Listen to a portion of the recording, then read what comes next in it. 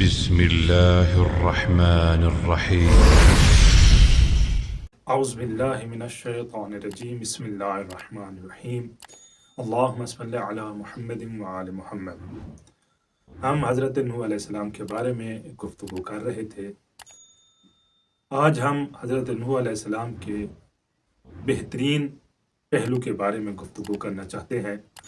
یہ آج کی ویڈیو جو ہماری ہے انتہائی بہترین ہے۔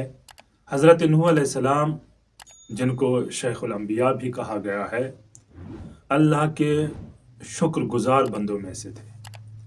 حضرت نوح علیہ السلام نے جتنی مصیبتیں برداشت کیں، جتنی تکالیفیں برداشت کیں، نہ تو تبلیغ خدا سے رکے، خداوند متعال کا ہر حکم بجا لاتے رہے، قوم کو بھی ہدایت کرتے رہے، کشتی بھی تیار کرتے رہے، قوم آپ کا مذاق اڑاتی تب بھی آپ برداشت کرتے رہے، اور ان تمام امور میں خداوند متعال کی ذات کا شکر ادا کرتے رہے۔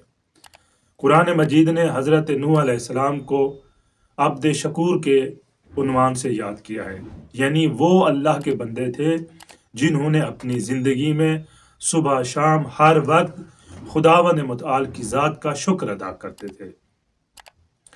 جو بھی اللہ کی طرف سے نعمت آتی اس کا شکر ادا کرتے، اور ہر وقت خداوند متعال کی یاد میں رہتے، اور یہی عرض کرتے رہتے کہ پروردگار مجھے دین و دنیا میں کامیابی عطا فرما، جو کچھ آج میرے پاس پہنچ رہا ہے یہ سب کچھ تیری نعمت ہے۔ ہر وقت خداوند متعال کی ذات کا شکر ادا کرتے رہے۔ ہمیں بھی اپنی زندگی میں خداوند متعال کا شکر ادا کرنا چاہیے۔ خدا ہمیں نعمت دیتا ہے، ہر نعمت کے بدلے میں خداوند متعال کا شکر ادا کرنا چاہیے، صبح شام شکر ادا کرنا چاہیے، کیونکہ جو نعمات ہمارے پاس ہیں کچھ لوگ ایسے بھی ہیں جن کے پاس یہ نعمات نہیں ہے۔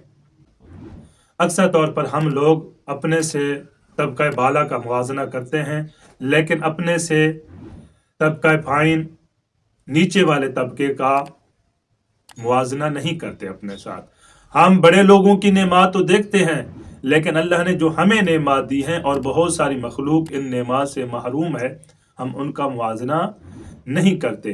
تو جس حال میں خداوند متعال ہمیں رکھے، ہمیں ہر حال میں خدا کی نعمات اور خدا کی ذات کا شکر ادا کرنا چاہیے۔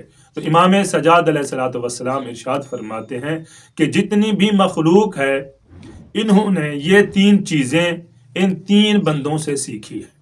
شکر کرنا حضرت نوح علیہ السلام سے سیکھا ہے زمانے نے، اور صبر کرنا مصیبتوں پر یہ حضرت ایوب علیہ السلام سے سیکھا ہے، اور حسد کرنا جو یہ بیماری ہر گھر میں موجود ہے اس کو زمانے نے حضرت یوسف علیہ السلام کے بھائیوں سے یاد کیا ہے، بھائیوں سے سیکھا ہے۔ تو ہمیں کوشش کرنی چاہیے کہ ہم خدا کی نعمات پر خدا کا شکر ادا کریں، اور خدا کے امتحانات پر، دیے گئے امتحانات پر صبر کریں۔ والسلام علیکم ورحمۃ اللہ وبرکاتہ۔